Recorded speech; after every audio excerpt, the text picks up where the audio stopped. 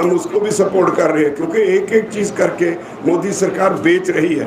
Oil sector में Ambani, defence sector में Ambani, communication में अंबानी, कोल में अडानी, रेलवे में अडानी, एयरपोर्ट्स में अडानी और अब एग्रीकल्चर में अडानी। ये सारा कुछ देश का कुछ कॉरपोरेट हाउसेस को बेचने का ये हमें मंजूर नहीं, और इसीलिए हमने तय किया है कि जहाँ भी चुनाव हो रहे हैं इस वक्त 5 स्टेट्स में, हम वहाँ जाके अपने किसान भाइयों से, आम लोगों से ये करेंगे कि जैसी पॉलिसीज मोदी सरकार ने अडॉप्ट कर ली है, इससे सारा देश बर्बाद हो जाएगा, गरीब की रोटी छिन जाएगी। और हम आप सबको रिक्वेस्ट करने आए हैं यहाँ वेस्ट बंगाल में कि अपना वोट बीजेपी को कम से कम बीजेपी को मत दीजिए और किसी को वोट दे दीजिए। हम किसी एक पार्टी को सपोर्ट करने नहीं आए, सिर्फ एक ही अपील है हमारी कि बीजेपी को वोट ना दीजिए, जो भी विनिंग कैंडिडेट है उसको वोट दीजिए ताकि बीजेपी को सबक सिखाया जा सके। धन्यवाद।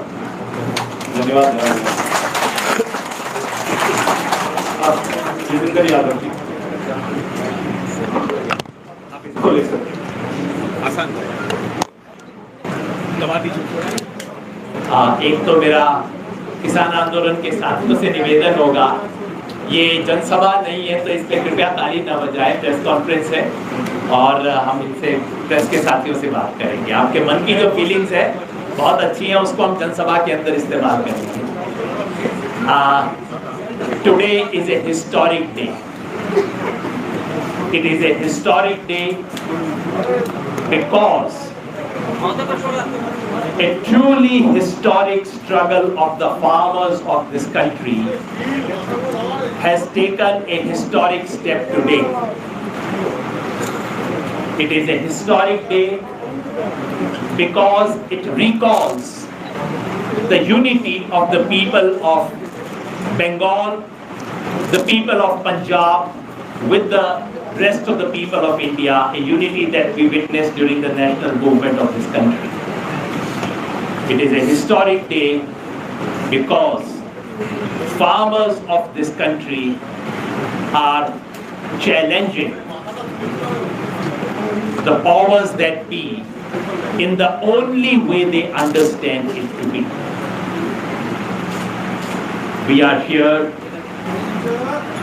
not to directly intervene in the elections. We do not have any candidate. We have not formed a political party. We are not supporting any political party. We are not advising the people of Bengal who to vote for. All we are saying is just one thing that our senior most leader Rajewal ji said right now. Please teach BJP a lesson. And why? This is spelled out in a letter that I would just read out. But first of all, allow me to just show you that letter. And may I request all my colleagues who have a copy of this letter, all of us can stand up and show a copy of this letter. With signatures, I will have a copy. Sir, आपकी बड़े वाली दे दीजिए. With signatures, I'll take it. नीचे कर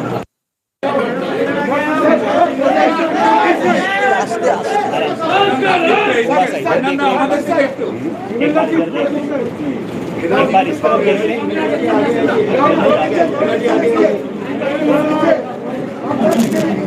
एक बार उधर भी देख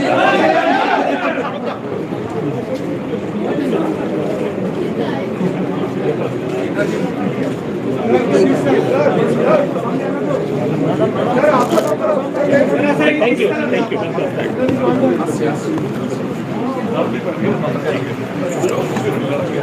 Now I will simply read out this letter.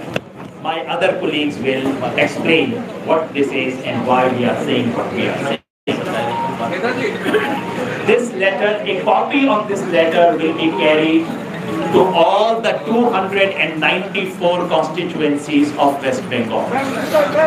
After this press conference is over, we will have our Kisan Doots who will carry one copy each of this letter to all the 294 constituencies of West Bengal.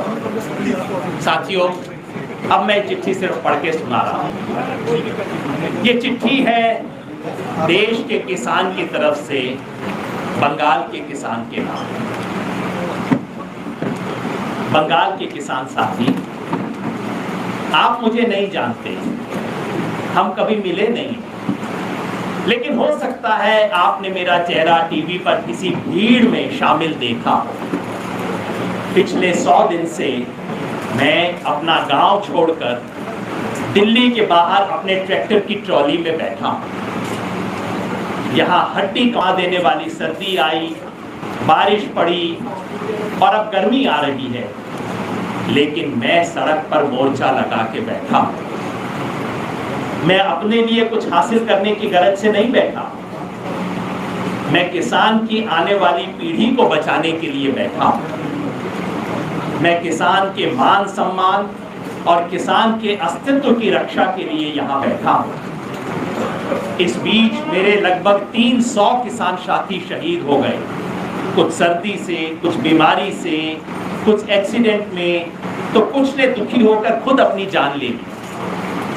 आज उन शहीदों की कसम खाके मैं आपको केंद्र की बीजेपी सरकार की कड़वी सच्चाई बताना चाहता हूं। बीजेपी सरकार ने किसानों से बिना मांगे, उनसे बिना पूछे 3 ऐसे किसान विरोधी कानून लाए हैं जो हमारी फसल को ही नहीं, हमारी नस्ल को नष्ट कर देंगे। बीजेपी के नेताओं ने इन कानूनों का विरोध कर रहे किसानों को दलाल, आतंकवादी और देशद्रोही बताकर किसानों का अपमान किया। बीजेपी के मंत्रियों ने किसानों से बातचीत का नाटक किया, लेकिन खुले मन से उनकी बात सुनी भी नहीं। बीजेपी सरकार के इशारों पर मेरे साथियों पर आंसू गैस चलाई गई, वाटर कैनन बरसाए गए, लाठीचार्ज हुआ और झूठे मुकदमे बनाए गए।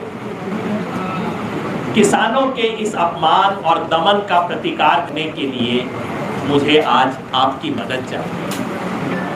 कुछ ही दिनों में बंगाल में विधानसभा चुनाव होने वाले हैं। मैंने देख लिया है, मोदी सरकार सच और झूठ की भाषा नहीं समझती, अच्छे और बुरे में भेद नहीं समझती, संवैधानिक या असंवैधानिक का अंतर नहीं जानती।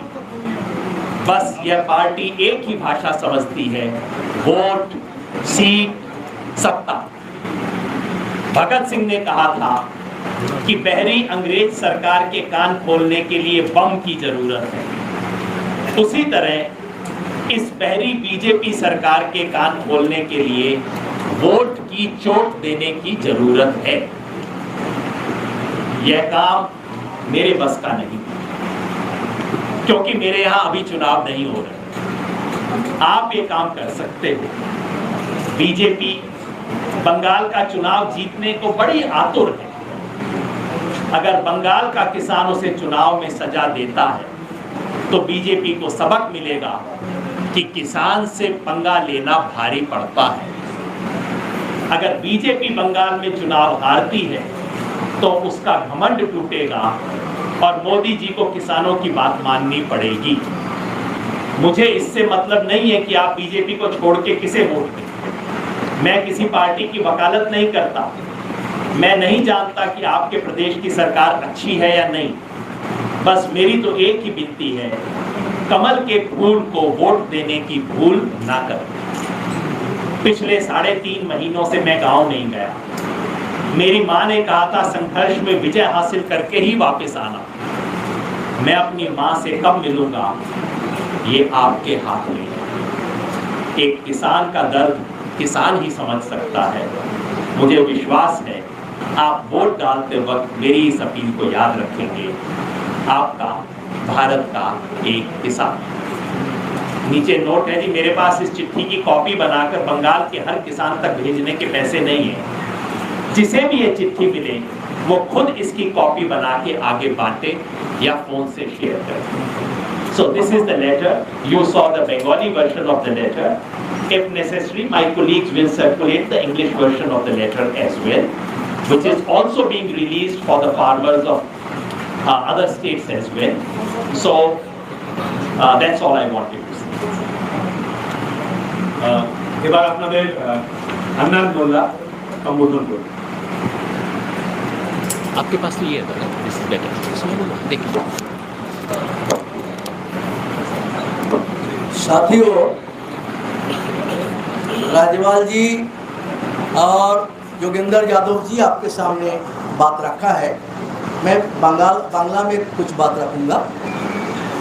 आज ये प्रेस कॉन्फ्रेंस হচ্ছে, আপনারা জানেন এটা ঐতিহাসিক একটা ঘটনার সাক্ষী বলেছে। তার কারণ হচ্ছে স্বাধীনতার পর ভারতবর্ষের ইতিহাসে, এত বড়, এত সর্বব্যাপক, এত সর্বগ্রাসী কৃষক আন্দোলন হয়নি। এক নম্বর। দু নম্বর হচ্ছে 500 সংগঠন এর মধ্যে আছে, উত্তর, দক্ষিণ, পূর্ব, পশ্চিম, রাইট, রং, সব। এই সংগঠনগুলো একটা মোর্চা তৈরি করেছে। এটা কোনো সংগঠন, পার্টি না, এটা মোর্চা। সেই জন্যে নানান রকম মত এর মধ্যে আছে। এটা ইস্যু ভিত্তিক আন্দোলন। ইস্যু হচ্ছে আমরা একমত হয়েছি, মত যাই হোক না কেন, এই 3টে কালা কানুন কৃষকের সর্বনাশ, কানুন ছাড়া ভারতের কৃষক বাঁচবে না। এই যে আমার এই বাতের এই কথার উপরে আমরা সহমত হয়ে এতগুলো সংগঠন আমরা এক জায়গায় দাঁড়িয়ে, এটা হচ্ছে দ্বিতীয় বৈশিষ্ট্য। তৃতীয় বৈশিষ্ট্য হচ্ছে কোনো একটা আন্দোলন এক সপ্তাহের মধ্যেই দেখবেন বিভেদ সৃষ্টি হয়। আর 100 দিন পুরা হয়ে গিয়া, 100 দিন পেরিয়ে গেছে, 500 সংগঠনের মধ্যে কোনো মতভেদ নেই, ইস্যুর উপরে কোনো মতভেদ নেই, ইস্যুতে আমরা সব একমত। এটা হচ্ছে ভারতবর্ষের গণতান্ত্রিক আন্দোলনের ইতিহাসে এক নতুন ঘটনা।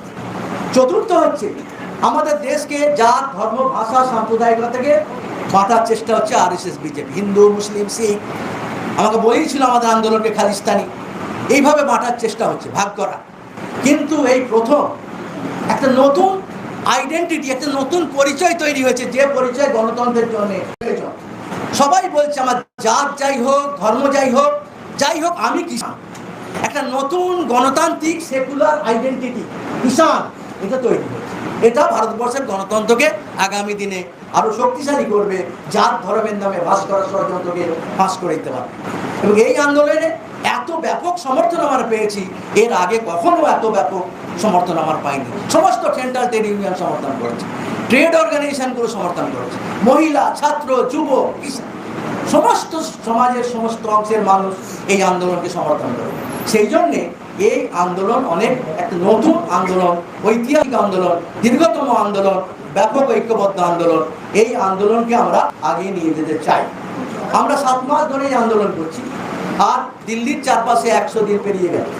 আগামী 26 তারিখে 4 মাস পুরো হবে।